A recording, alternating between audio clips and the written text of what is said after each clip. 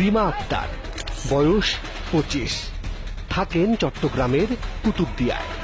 মানসিক ভারসাম্য হারিয়ে অস্বাভাবিক আচরণ করেন। রিমার বাবাও জানেন না কি হয়েছে তার।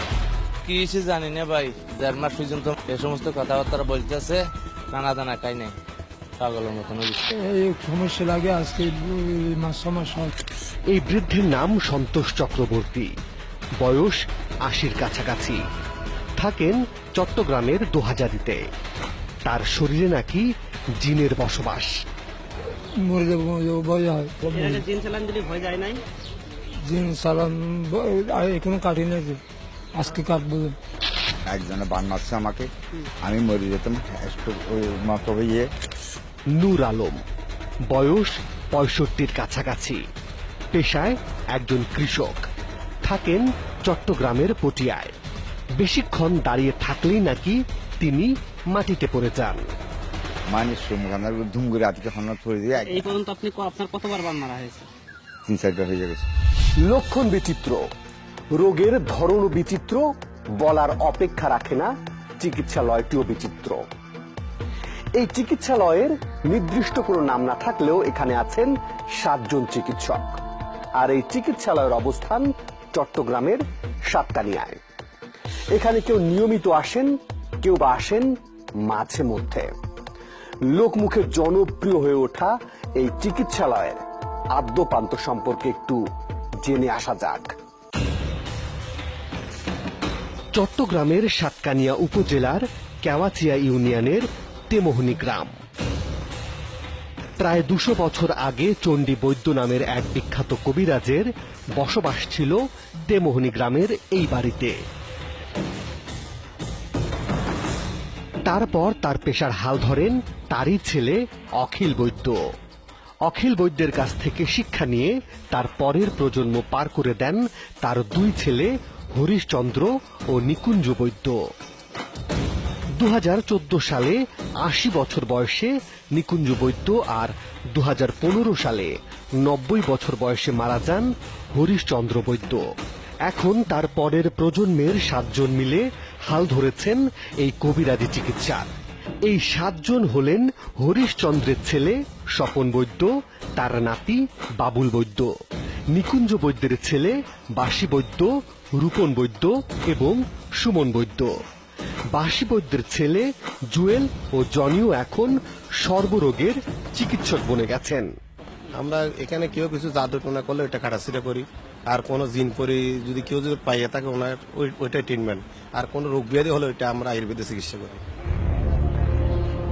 এই বাড়িটি এখন বৈদ্যের হাট নামে বেশি পরিচিত।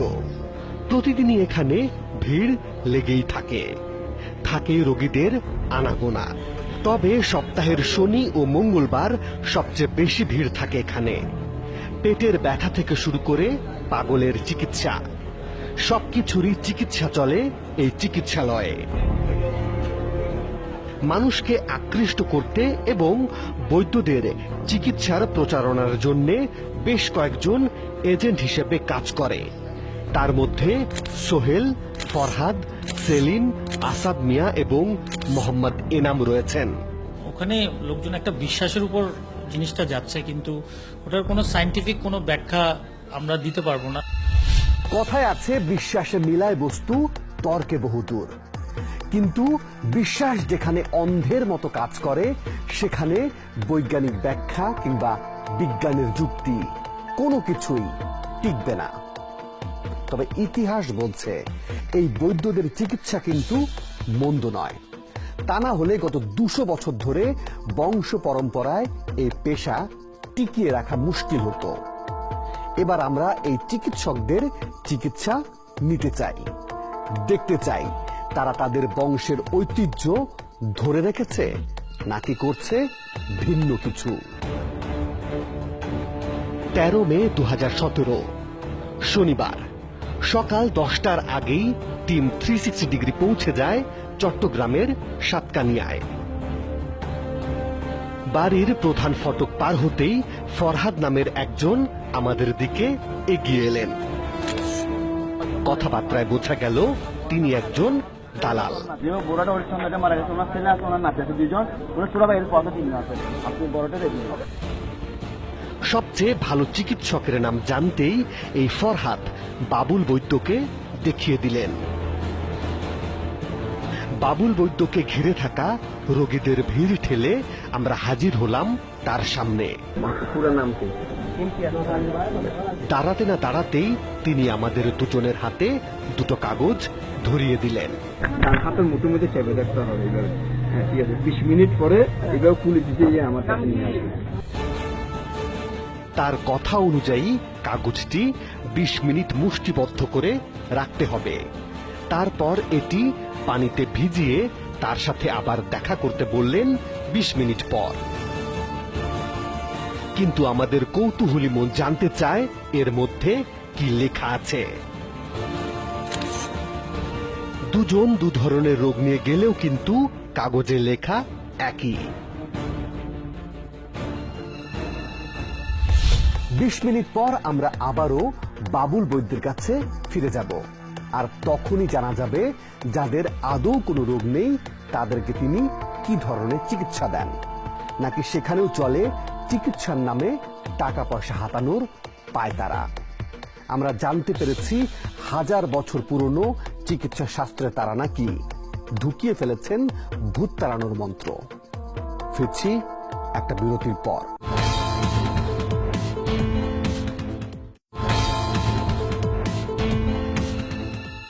প্রাতিষ্ঠানিক কোনো শিক্ষা নেই, কিন্তু তাদের দাবি আছে দক্ষতা। কোনো ধরনের পরীক্ষা নিরীক্ষা ছাড়াই তারা বলে দিতে পারেন আপনার শরীরে কোন রোগ বাসা বেঁধেছে। তেলেসমাটির চিকিৎসায় তুড়ি মেরে উড়িয়ে দিতে পারেন সব ধরনের কঠিন রোগ। চট্টগ্রামের সাতকানিয়ার এই বাড়িতে গেলে আপনার মনে হতে পারে হাসপাতালে গিয়ে টাকা পয়সা খরচ করার দরকারটা কি। এবার আমাদের শরীরে কোনো রোগ বাসা বেঁধেছে কিনা সেটাও তো জেনে আসা দরকার।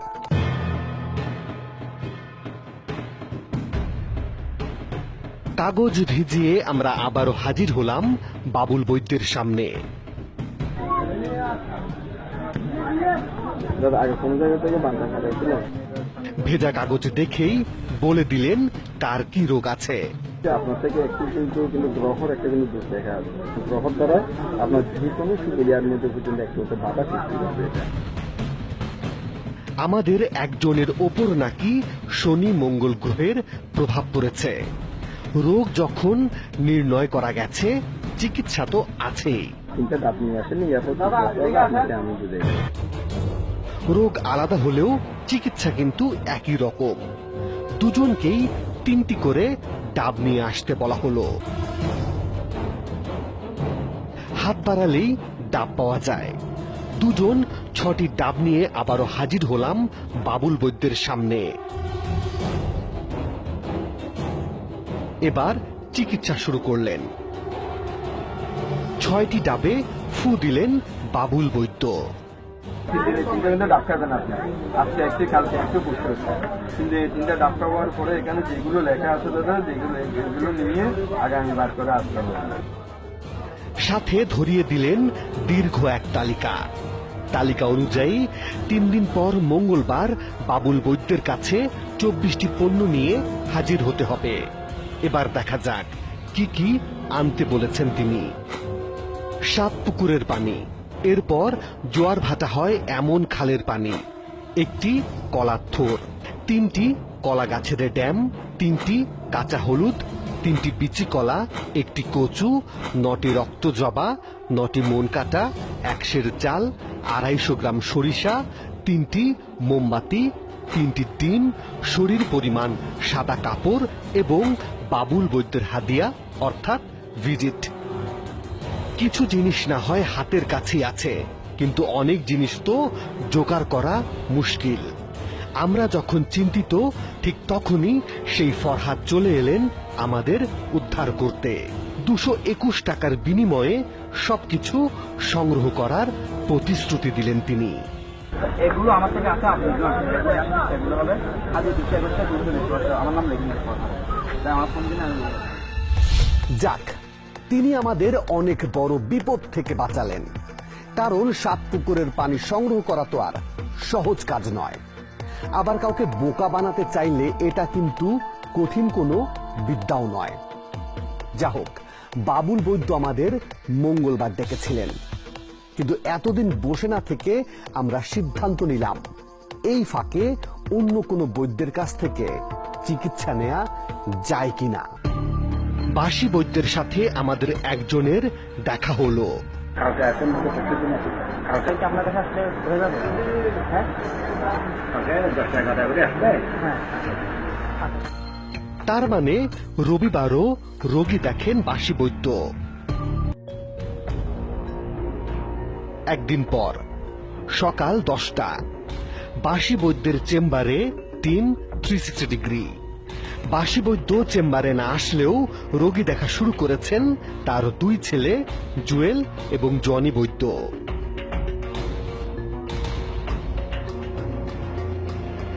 অপেক্ষার এক ফাঁকে একটা দৃশ্যে চোখ পড়ল।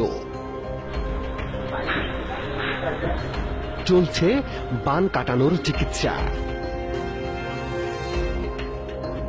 জুয়েল বৈদ্যের কথায় বোঝা গেল এই দম্পতিকে কেউ জিনপরির সহায়তায় ক্ষতি করার চেষ্টা করছে।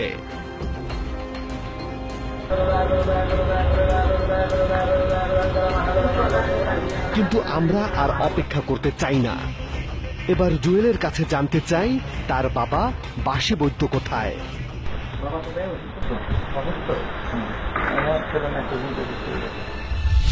একই এত বড় চিকিৎসক অথচ নিজেই রোগী হয়ে গেলেন। একজন চিকিৎসক অসুস্থ হতেই পারেন, কিন্তু প্রশ্নটা তখনই ওঠে যখন তিনি তার নিজস্ব চিকিৎসা শাস্ত্রের উপর ভরসা না রেখে অন্যত্র গিয়ে চিকিৎসা করান। সে যাই হোক, আমরা অবশ্য বাবুল বৈদ্যের কাছ থেকেই চিকিৎসা নেব, কারণ গত কদিন ধরে আমরা অপেক্ষা করছি তার চিকিৎসা পদ্ধতি দেখার জন্যে। ফিরছি আরো একটা বিরতির পর।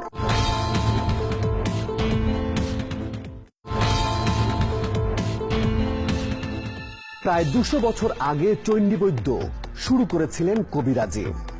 এর পরের প্রজন্ম তার দেখানো পথেই হেঁটেছে।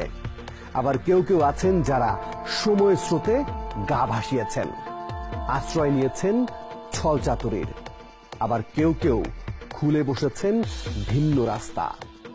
আমাদের কাছে একটা খবর এসেছে, বাসি বৈদ্যের বাড়িতে নাকি বসেছে জিন নামানোর মজমা।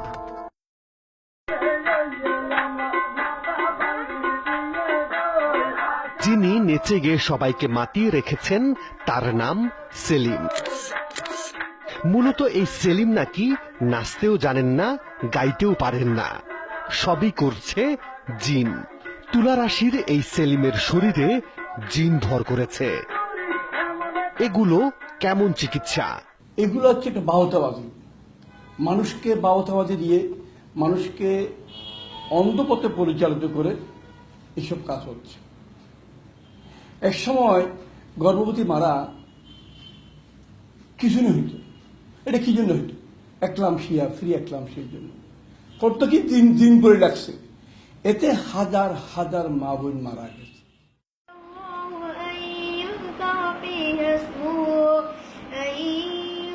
সাজেদুল পারভেজ, কোরআন তেলাওয়াতের কণ্ঠ তার বেশ ভালো।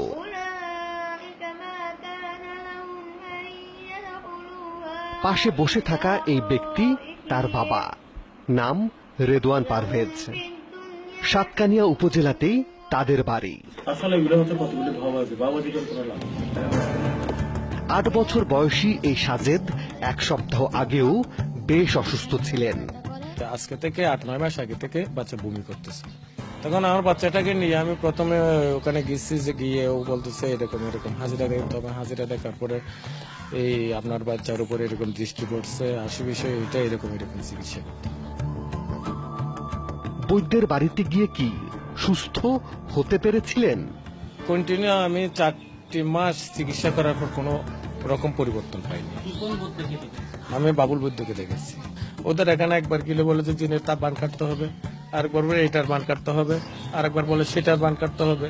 এইরকম করে করে কত টাকা ওদেরকেও দিচ্ছে, তার কারণ হিসাব রাখি নাই আমি। সার্জিক্যাল ডিজিজ অথবা কোনো একটা খারাপ মেডিসিনের ডিজিজ নিয়ে তার কাছে গেল, যেটার এখন অ্যাকুট ম্যানেজমেন্ট বা ইমার্জেন্সি ম্যানেজমেন্টের দরকার, কিন্তু সেটা করলো না, তাহলে হয়তো দেখা যাবে ওই সমস্যাটা বাড়বে, হয়তো স্পট ডেডও হয়ে যেতে পারে, অথবা অন দ্য ট্রান্সপোর্ট তারা এক্সপায়ার্ডও হয়ে যেতে পারে।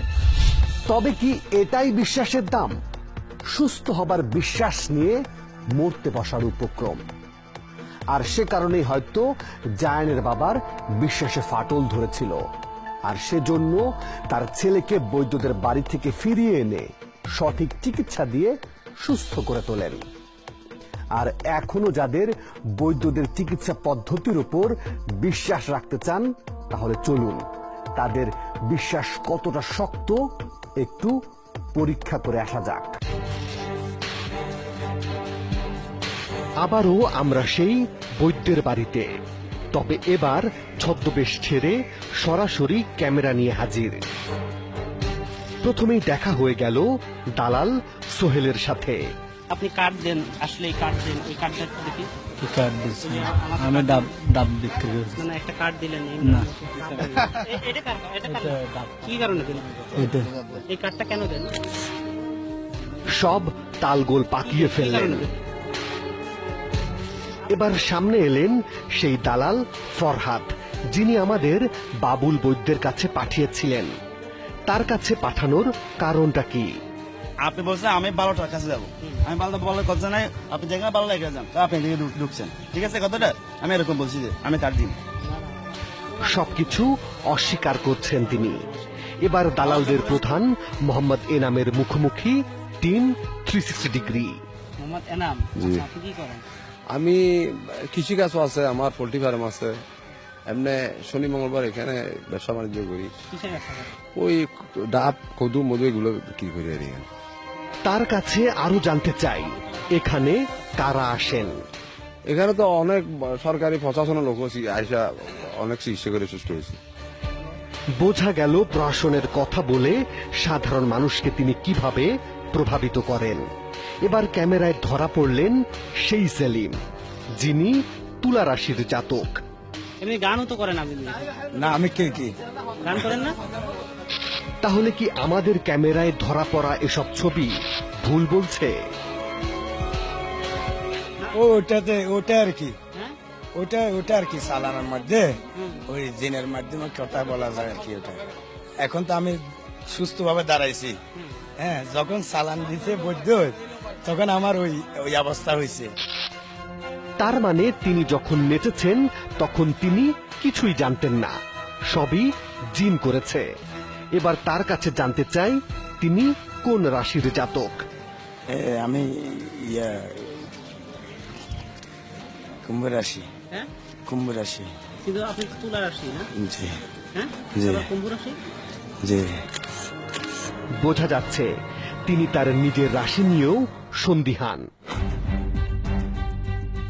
এবার আমরা কথিত সেসব কবিরাজি চিকিৎসকদের মুখোমুখি হতে চাই। প্রথমেই দেখা হলো সুমন বৈদ্যের সাথে। জানতে চাই তার কাছে কোনো চিকিৎসা সনদ আছে কিনা।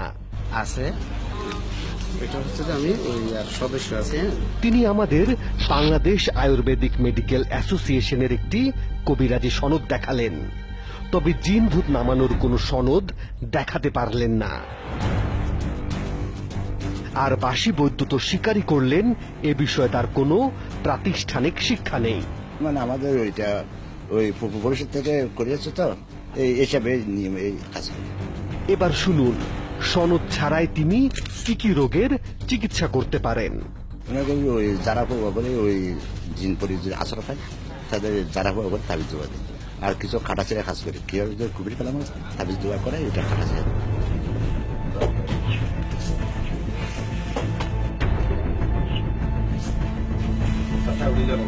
জিন নামানোর কৌশলটা জানতে চাই তার কাছে। এটা সাধন করতে হয়, সাধন করলে এটা পাওয়া যায়। গত দুদিন আগে অসুস্থ ছিলেন, তিনি কিভাবে সুস্থ হলেন? আমার একটা পাইয়ার একটা ব্যথা আছে কেন ডাক্তার, ডাক্তার ওই জসিম। সবাই ভুল করে তার কাছে এলেও তিনি কিন্তু নিজের রোগ সারাতে মোটেও ভুল করেননি। এবার জানা যাক আরেক কবিরাজ স্বপন বৈদ্য কিভাবে জিন নামান। জিন আসে না, তোর মানুষের ভিতরে যদি কিছু পাই থাকে, পাগল বা কিছু হলে এগুলো আমরা জিনের মাধ্যমে কিছু করছি কিনা এগুলো দেখার পরে আমরা চিকিৎসা করি। তিনি নাকি আবার ছাগল ও হাঁসের রক্ত দিয়েও ঝাড়ফুঁক করেন। আসরে যদি পাই একটা হাঁসের রক্ত দিয়ে তাবিজ দিই।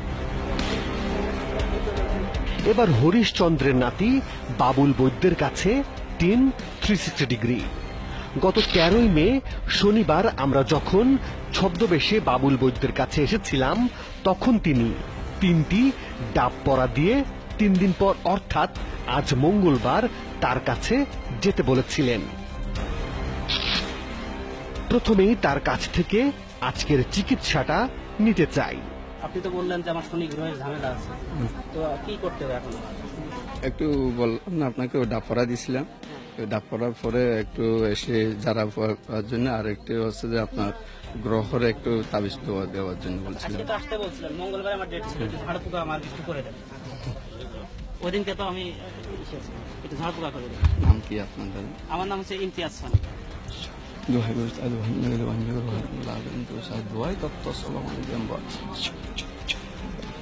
আমি যদি এখানে না আসে আপনার ফুটা না দিতাম তাহলে আমার কি কি সমস্যা?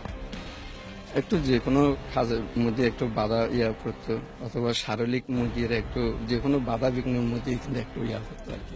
বাবুলের সাথে কথা বলতে বলতে মোহাম্মদ হারুন নামের এক প্রবাসী আমাদের সাথে কথা বলতে চাইলেন।